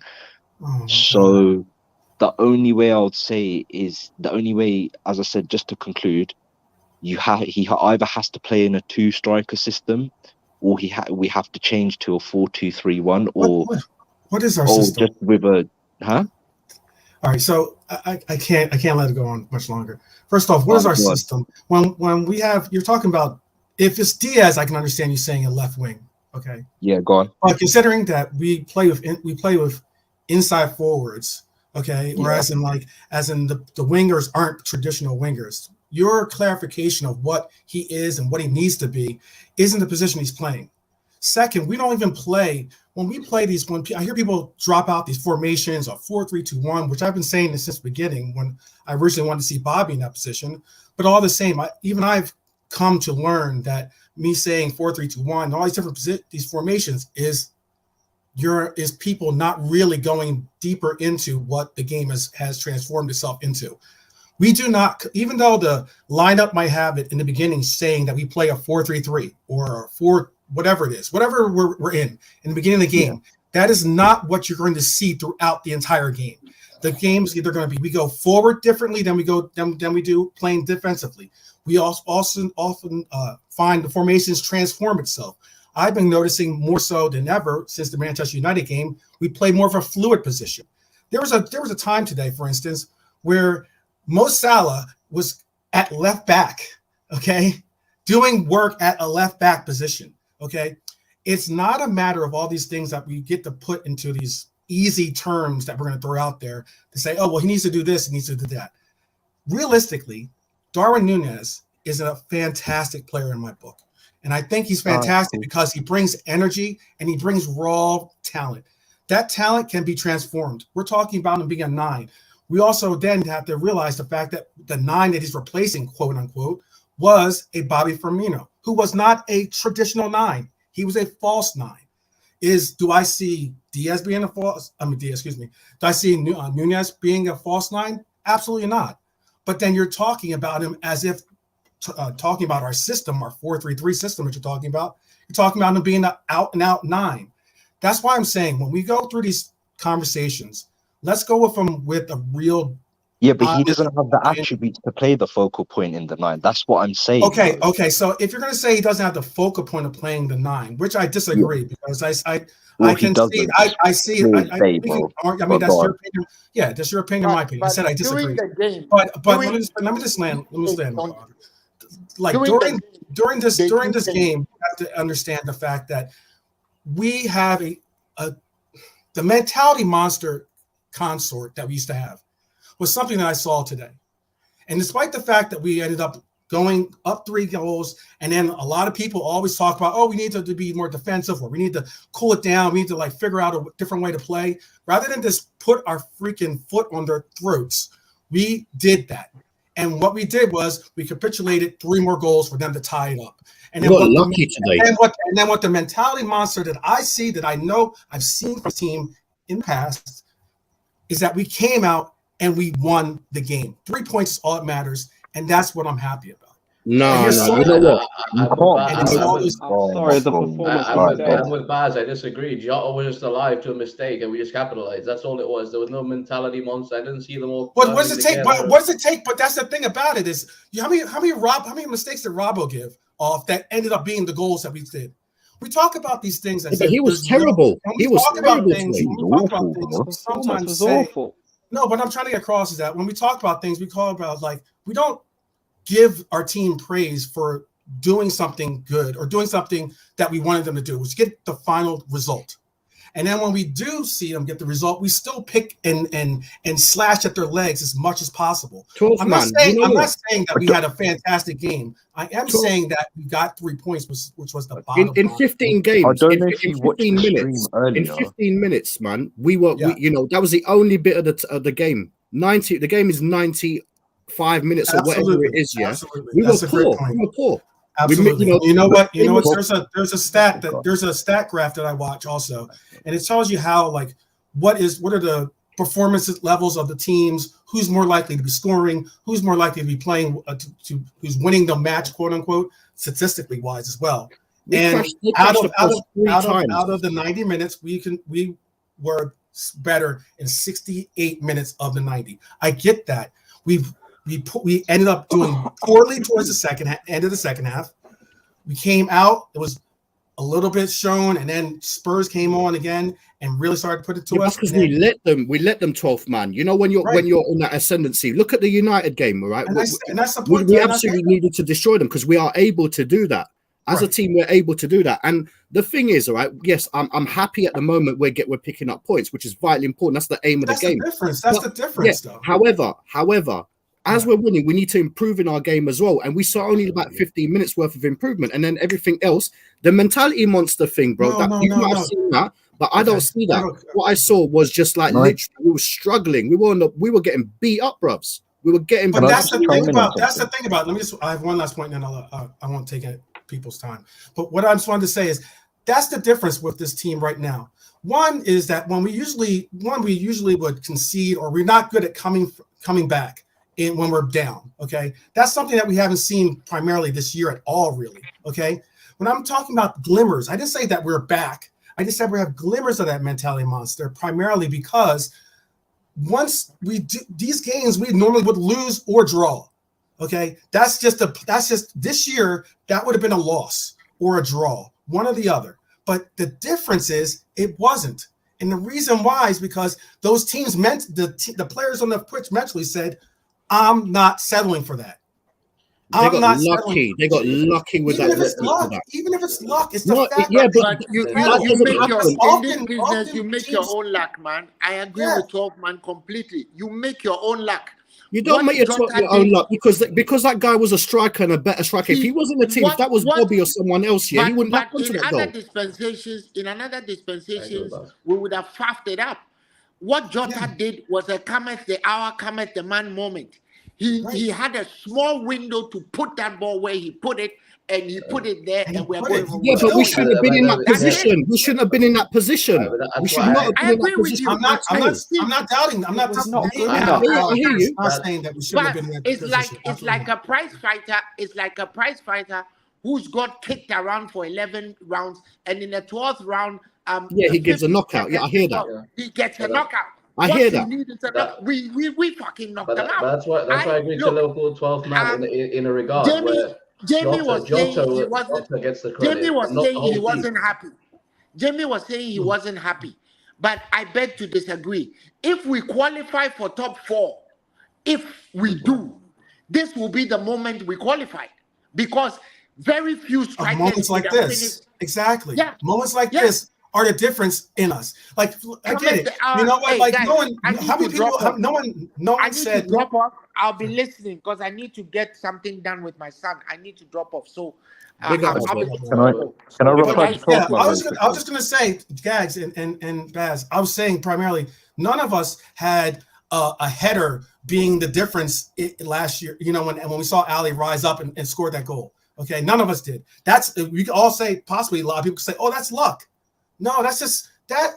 I just like to give credit where sometimes credit's due. You make, as Uncle Al said, you make your own luck. I think when people say you're lucky, they're just doing a disservice to you. They're discrediting your hard work and the fact that you overcame something.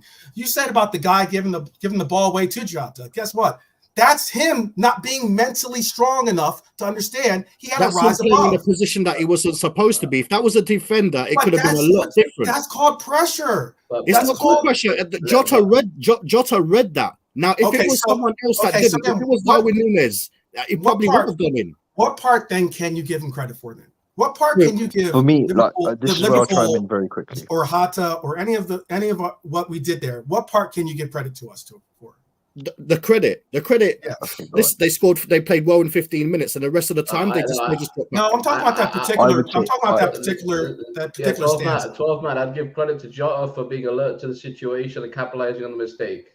But absolutely. And that's the difference between a winner and a loser. Is that you take the point I'm trying to make. They had 90 minutes, and you don't bumble it. They had 90 minutes. Yeah. To blitz that team, which they could have, Tottenham were awful in defense, Jota scored his goal. He took it brilliantly. His anticipation, everything of a striker should do. Of course, I give him credit, and that's what I want to hear. Yeah, because that's what the lead should be. Is the fact that Hatta did well to be a superior but we can't be in that situation where 95th minute we win a game that we were completely blitzing them. I'm with Baz in the sense. What in the name of garbage was that? I'm with Baz in the sense we have to look at this imbalance as well, because this has happened too many times this season, and we have to look at the other side as well. We can't be just like okay, I praise the mentality of the guy. What were the other times though? What were the other times you're talking about? Why I'm bringing all these points, why I'm so heated about it, is that the other times you're talking about, we lost. Or we drew. No, we were beating Leeds. We were beating Manchester United by big goal, by great performances. Right. You know what I mean? No. We're talking about the fact of like what games this year have we seen a lead go from have a lead to blow a lead, or for us to come back from? What games have we done that? In this regard, you're right. We did come back today from other situations. But the main point I'm trying to make is that the fact that we keep getting ourselves in this situation is not good. Like, I'm not saying that I want to be in this position all the time. Pause. But what I am saying is I do give them credit for the fact that they didn't bend but we're over. giving them credit. I am giving them credit, but I'm saying that But the fact is, the fact is, we can't keep being in this situation. If we're a club that is challenging, sorry, Irish Red, I will finish on this one, But what I'm saying is we can't keep being in this position. You can't when you start winning games, you got to improve your performances as well. And they only done it for 15 minutes, and that was it. We got very lucky, but we won. So I'm crediting them. They won. Jota took the goal brilliantly. I'm happy, but we can't be in this position in the next game that we play in because we'll get beaten if it was a better team. I mean, Spurs are a top 6 team though. They're rubbish right about now. Come on, they've been awful this season. All right, yeah, I know exactly. We're a team. So why I have such little bit of like animosity, not animosity, anger about it is because I just saw this same Spurs team go 2 goals down at their home and come back and tie it against Manchester United, who currently are in 3rd. Right, we're currently a top tier team. Right, they just did it to Manchester United. They had injuries. They had injuries. Now it's injuries. Now, okay. Now it's injuries. Hang on. Let me just. I just want to.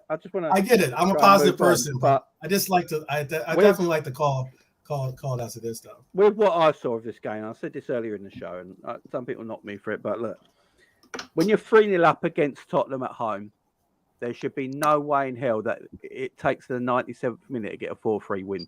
It just shouldn't happen. Game management should just be better. I don't care who you're playing.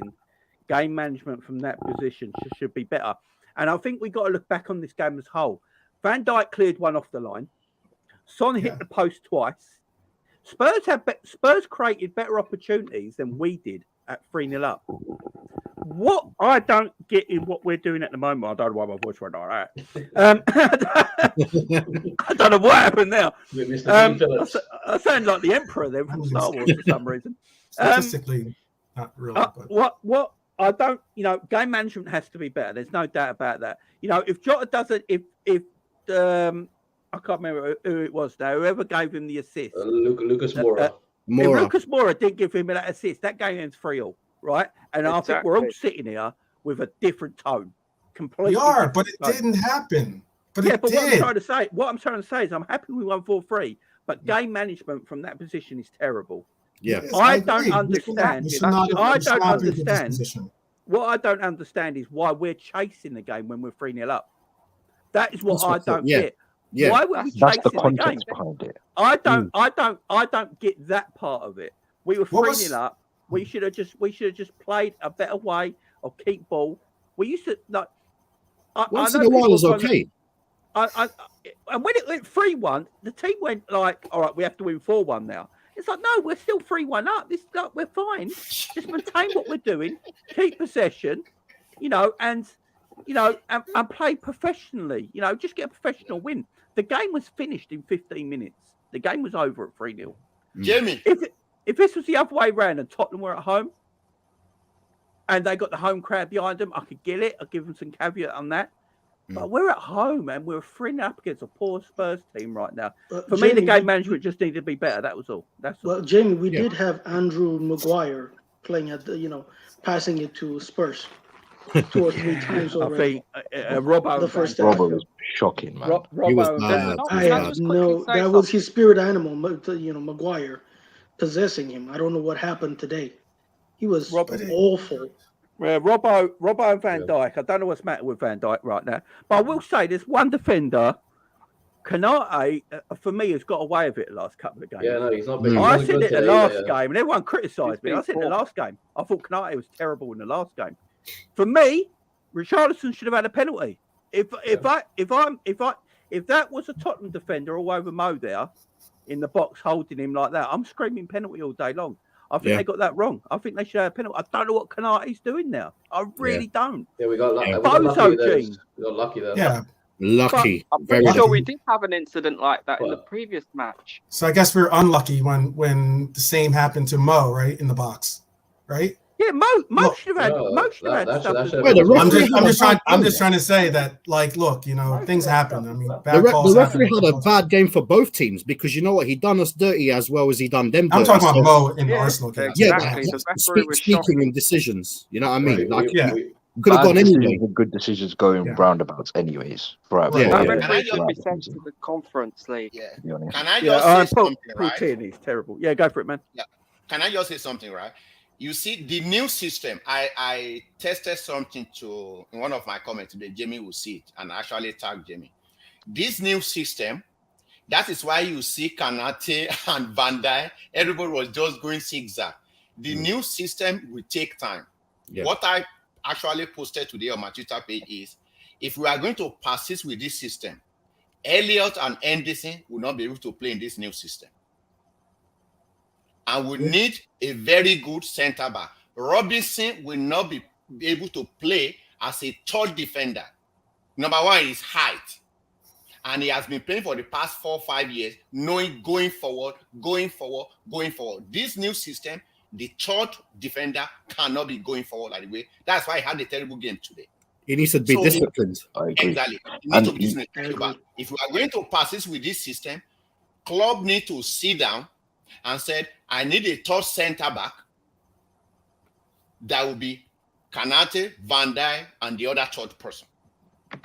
Or I see him going back to 70% of game next season, 4-3-3, and 30%, 3-4-3. But the problem I will have with Klopp is, if you take Trent back from this, anybody who has watching Trent since that Arsenal game, he has been smiling. He has been very happy. He has been enjoying it. Just go and watch all the previous game before then. So if you want to take, because I see him being downhearted, not happy since the beginning of the season. Absolutely. So if we are going to go with this new system, he needs to sit down and say, let me get another 6. That's why we are talking of Ugarte. Centre back, a priority. Some of us are blaming Van Dijk. I understand everybody's opinion. But one thing is, if not because of science, medical science, Van Dijk, that is the end of his career. And I blame Klopp. Because of the slip? No. The injury by the goalkeeper of Everton. When he has ACL injury. I blame our manager. I blame our owner. Normally, every other top team, like Real Madrid, like Man City, like Bayern Munich, immediately Van Dijk comes back. Van Dijk is not supposed to play 64 games. Thank you. Immediately after that, 10 Thank you. Yeah. Absolutely. We can't invest. Yes, it's not supposed. We're supposed to manage him gradually. This season, that's when Van Dijk. Yeah, it's just, no. I know you are laughing, Liverpool. That is a fact. No, I'm not going to comment. I followed the medical doctor who was in charge of it. I was following him on his YouTube channel. Normally, what is gauged according to history of ACL injury, the first season, when you come back from that injury, you are not very great. It is the second season. But he said, I follow his speech, he said he's surprised that Van Dijk play like that. So when I was seeing him this year, I said, this guy is like a reverse of science. Because the first season after your ACL injury, you are not going to be very good defender. And you have a good midfield to give him this problem. To give him this problem. But our midfield were not very good. Okay. This is it. This is why this guy has to work hard. This is why this guy's going to burn out. Go and share the stats of Van Dijk. Every time he has joined our club, he's the only player who played 94 minutes, and then the second player will be Salah. Go and check all our Liverpool players for the past 5-6 years. Apparently, there was a crazy stat that came out. Not a crazy stat. I think it was on Coppish, actually. It's too much for that guy. It's too much. And this is all on Klopp. This is all on him. Lack of rotation. Right, guys. If Gomez is not good, Gomez has contract. He's a British citizen.